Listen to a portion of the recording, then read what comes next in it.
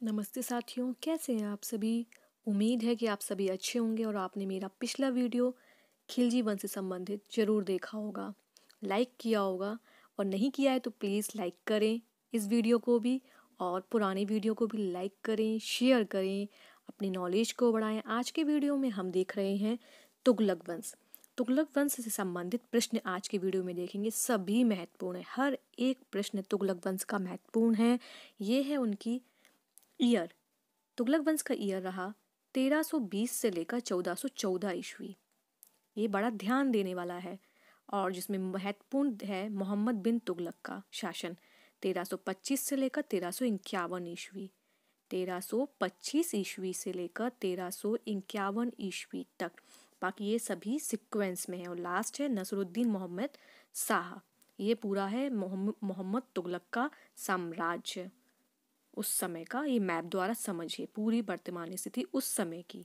चलिए, पहला प्रश्न है, अलाउद्दीन खिलजी के निम्न सेनाध्यक्ष में से कौन सा तुगलक वंश का प्रथम सुल्तान बना? काजी मलिक। काजी मलिक अलाउद्दीन के सेनापतियों में बहुत महत्वपूर्ण स्थान रखता था। इसका अगला प्रश्न है, दिल्ली सल्तनत का सर्वाधिक विद्वान शासक जो खगोल शास्त्र, गणित एवं आयुर्विज्ञान सहित अनेक विद्याओं में माहिर था, तो वो था मोहम्मद बिन तुगलक, महमूद बिन तुगलक। अगला है, अमीर कोही एक नया विभाग किस सुल्तान द्वारा शुरू किया गया? तो मोहम्मद बिन तुगलक द्वारा। सभी प्रश्न, एक एक प्रश्न इंपॉर्टेंट है। अलाउद्दीन के सेनापतियों में गयासुद्दीन तुगलक या काजी मलिक तुगलक वंश का प्रथम शासक था। उसने तुगलक वंश की स्थापना की। उसकी माता पंजाब की जाट महिला थी। पिता एक करोना तुर्क थे जो वलवन का दास था। गयासुद्दीन तुगलक अलाउद्दीन खिलजी के शासनकाल में कई महत्वपूर्ण अभियानों का अध्यक्ष था। उसने मंगोलों के विरुद्ध युद्ध किया, उन्हें भारत से बाहर खदेड़ा, इसलिए वह मलिक उल काजी के नाम से प्रसिद्ध हुआ।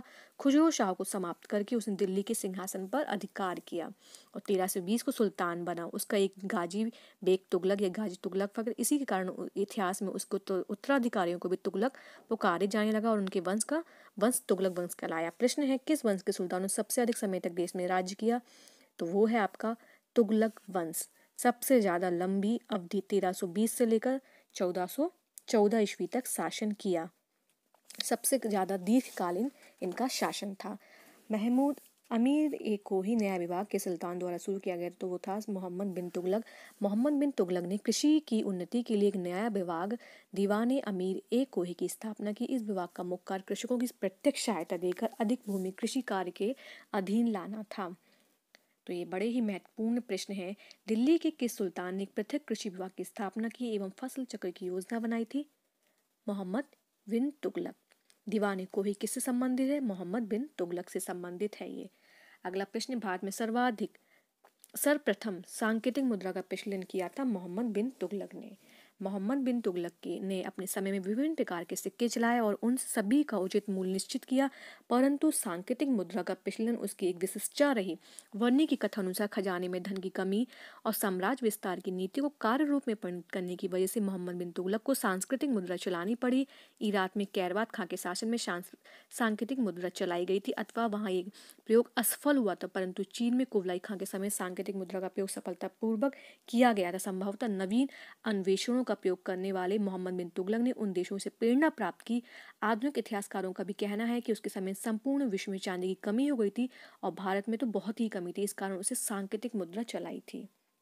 प्रश्न है, मोहम्मद बिन तुगलक अपनी राजधानी दिल्ली से ले गया दौलताबाद। मोहम्मद बिन तुगलक के प्रयोगों में सबसे महत्वपूर्ण था राजधानी दिल्ली से दौलताबाद यानी कि देवगिरी ले जाना। मोहम्मद बिन तुगलक द्वारा राजधानी परिवर्तन के विभिन्न कारण बताए गए हैं, जो ये पूरा डिस्क्रिप्शन है, आप इन्हें पढ़िएगा। देवगिरी को कुव्वत उल इशराम भी कहा गया है। देवगिरी, आपने मैप में उसकी स्थिति देखिएगा, देवगिरी की कहाँ पर है वर्तमान स्थिति। और अगला कथन, ये कारण संबंधित है। मोहम्मद बिन तुगलक ने एक नया स्वर्ण सिक्का जारी किया जो इब्न बतूता द्वारा दीनार कहलाया गया। कारण, मोहम्मद बिन तुगलक पश्चिमी एशियाई तथा उत्तरी अफ्रीकी देशों के साथ व्यापार में अभिवृद्धि के लिए स्वर्ण सिक्कों की टोकन मुद्रा जारी करना चाहता था। तो ये गलत है, कथन इसका सही है। इसका डिस्क्रिप्शन है, मोहम्मद बिन तुगलक के द्वारा जारी स्वर्ण के सिक्कों को इब्न बतूता द्वारा दीनार की संज्ञा दी गई थी। मोहम्मद बिन तुगलक अपनी सैन्य शक्ति में अभिवृद्धि के लिए स्वर्ण सिक्कों की टोकन मुद्रा जारी करना चाहता था, ना कि पश्चिमी एशियाई देशों तथा उत्तरी अफ्रीकी देशों के साथ व्यापार करने के लिए। अगला है कथन, मोहम्मद तुगलक की प्रतीक मुद्रा योजना असफल सिद्ध हुई, कारण मोहम्मद तुगलक का मुद्रा निर्गमन पर उचित नियंत्रण नहीं था। तो ये दोनों सही है, इनकी ये व्याख्या है और कारण बिल्कुल सही है इसका। वर्णी मोहम्मद तुगलक की 5 योजनाओं का विशेष रूप से उल्लेख करता है। पहला, दोआब में कर वृद्धि, देवगिरी को राजधानी बनाना। तीसरा, सांकेतिक मुद्रा जारी करना। चौथा, खुरासान पर आक्रमण और कराची की ओर अभियान। इम्पॉर्टेंट है। किसने सल्तनत में डाक व्यवस्था का विस्तृत विवरण दिया है? तो वो है इब्न बतूता। सल्तनत काल में डाक व्यवस्था का विस्तृत विवरण हमें इब्न बतूता की यात्रा वृत्तांत द्वारा प्राप्त होता है। यह मोरक्को की तांजीर प्रदेश का निवासी था। इब्न बतूता मोरक्को से संबंधित है, ये बहुत बार पूछा गया है। और किताब उल रहला उसकी प्रसिद्ध पुस्तक है। अगला प्रश्न, घड़ी अथवा ग्रह कर लगाने वाला दिल्ली का प्रथम सुल्तान था अलाउद्दीन खिलजी। अलाउद्दीन खिलजी द्वारा लगाए जाने वाले 2 नवीन कर थे घड़ी कर और जो झोपड़ियों पर लगाया जाता, चराई कर जो कि दुधारू पशुओं पर लगाया जाता था। अगला प्रश्न है, मूर देश का यात्री इब्न बतूता किसके शासनकाल में भारत आया? तो वो है मोहम्मद बिन तुगलक। सभी प्रश्न महत्वपूर्ण हैं। इब्न बतूता 1333 से लेकर 1347 मोरक्को मूल का अफ्रीकी यात्री था। यह मोहम्मद बिन तुगलक के कार्यकाल में भारत में आया। मोहम्मद बिन तुगलक ने इसे दिल्ली का काजी नियुक्त किया था। बाद में 1342 ईस्वी में उसे सुल्तान का राजदूत बनाकर चीन भेजा गया। इब्न बतूता ने किताब उल रहला नामक अपनी पुस्तक में यात्रा का विवरण किया है। तो बार बार पूछा जाने वाला प्रश्न है, ये बड़ा ध्यान दीजिएगा। होली त्योहार के सार्वजनिक उत्सव में भाग लेने वाला दिल्ली का प्रथम सुल्तान मोहम्मद बिन तुगलक। दिल्ली के सुल्तानों में मोहम्मद बिन तुगलक प्रथम सुल्तान था जो हिंदुओं के त्योहारों मुक्ता होली में भाग लेता था। उसने गैर तुर्कों और भारतीय मुसलमानों को भी सरकारी पदों पर नियुक्त किया था, जिसके कारण वर्णी ने उसकी कटु आलोचना की है। अगला प्रश्न, दिल्ली के किस मुस्लिम शासक के निधन पर एक इतिहासकार ने कहा राजा को प्रजा से मुक्ति मिली व उन्हें राजा से? मोहम्मद बिन तुगलक।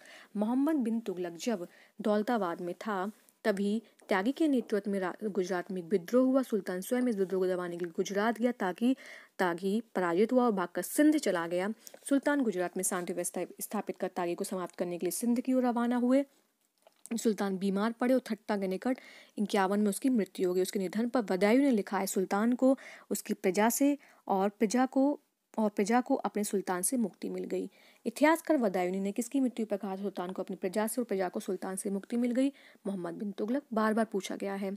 अगला प्रश्न, के सुल्तान के दरबार में सबसे अधिक गुलाम थे? तो वो है फिरोज तुगलक। फिरोज तुगलक को दासों का बहुत शौक था। उसके दासों की संख्या संभवतः 1,80,000 तक पहुंच गई थी। उसने उनकी देखभाल के लिए पृथक विभाग दीवाने बंदगान का गठन किया। तो दासों के लिए पृथक विभाग बना है दीवाने बंदगान। अगला प्रश्न है कि सुल्तान ने बेरोजगारों को रोजगार दिलवाया? तो वो है फिरोज तुगलक।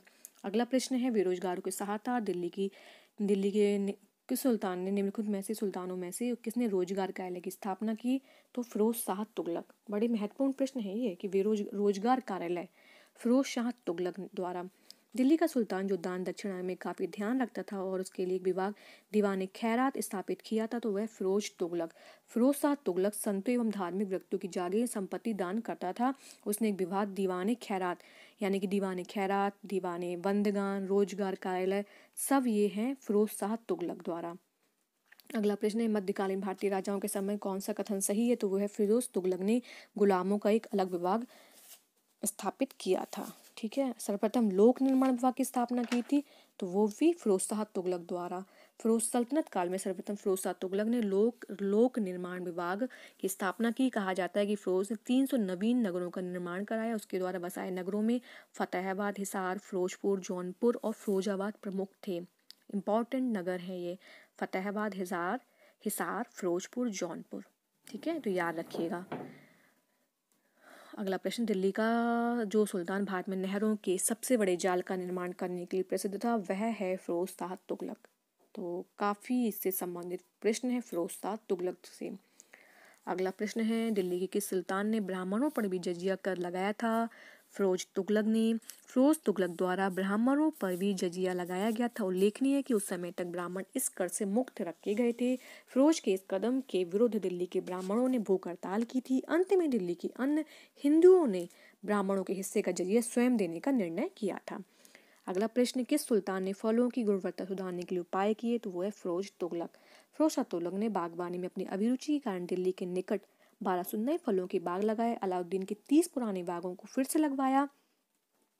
चलिए अगला प्रश्न है, टोपरा तथा मेरठ से 2 अशोक स्तंभ लेख दिल्ली कौन लाया था? फिरोज शाह तुगलक। फिरोज शाह तुगलक की विशेषता यह थी कि उसने अपने पूर्ववर्ती राजाओं और कुलीन पुरुषों के भवन की मरम्मत कराने एवं उन्हें पुनः निर्मित कराने पर बहुत ध्यान दिया। उसने अपने निर्माण से भी अधिक महत्व उन भवनों को पुनः स्थापित करने में दिया। उसके द्वारा अशोक के 2 स्तंभों को मेरठ एवं टोपरा, जो अब अम्बाला जिले में है, दिल्ली से लाया गया। टोपरा वाले स्तंभ को महल तथा फिरोजाबाद की मस्जिद के निकट पुनः स्थापित कराया गया। ठीक है, तो बड़ा इंपॉर्टेंट प्रश्न है। मेरठ वाले स्तंभ को दिल्ली के वर्तमान बाड़ा हिंदू राव अस्पताल के निकट एक टीले कस के शिकार या आखिर स्थान के पास पुनः स्थापित किया था। फिरोज शाह तुगलक। ठीक है, इंपॉर्टेंट प्रश्न है। कौन सा सुल्तान अशोक स्तंभ को दिल्ली लाया था? तो वो है आपका फिरोज शाह तुगलक। अगला प्रश्न है, दिल्ली के किस सुल्तान ने इस उद्देश्य के से एक अनुवाद विभाग की स्थापना की उससे दोनों संप्रदायों के लोगों में एक दूसरे के विचारों की बेहतर समझ हो सके? तो वो है फिरोज तुगलक। दिल्ली के सुल्तान फिरोज तुगलक ने इस उद्देश्य से एक अनुवाद विभाग की स्थापना की उससे हिंदू एवं मुस्लिम दोनों संप्रदायों के लोगों में एक दूसरे के विचारों की समझ बेहतर हो सके। उसने कुछ संस्कृत ग्रंथों का फारसी में अनुवाद भी करवाया। तो बड़ा महत्वपूर्ण है ये सब चीज़ें। अनुवाद विभाग आपसे कहा ना, जितने भी अभी हम प्रश्न देख रहे हैं, अभी हमने कम से कम 10 प्रश्न देखे, सभी फिरोज शाह तुगलक से हैं। तैमूर ने किसके शासनकाल में भारत पर आक्रमण किया? भारत पर तैमूर का आक्रमण वस्तुतः तुगलक शासक नसरुद्दीन महमूद यानी कि 1394 से लेकर 1412 के ईस्वी के काल में हुआ। भारत पर आक्रमण करने के उद्देश्य को तैमूर ने स्वयं स्पष्ट किया था। उसमें से एक था काफिरों से युद्ध तथा उनका विनाश तथा दूसरा था धन प्राप्ति। अगला प्रश्न देखेंगे, राज्य के खर्च पर हर्ज की व्यवस्था करने वाला पहला भारतीय शासक था फिरोज तुगलक। इसने अनेक जन कल्याणकारी कार्यों को संपन्न किया। यथा उसने रोजगार दफ्तर खुलवाया, एक दानशाला खोली जो दीवानी खैरात के नाम से विख्यात था, तथा उस साथ ही उसने दारुल सफ़ा नामक एक खैराती अस्पताल की स्थापना की। उसमें कुशल हकीम रखे। मोस्ट इंपॉर्टेंट प्रश्न है, ये सभी इंपॉर्टेंट है। तैमूर ने किस वर्ष भारत पर आक्रमण किया? 1398 ईस्वी में।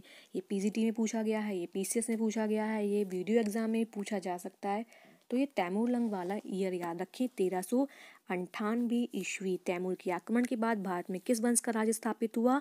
सैयद वंश का।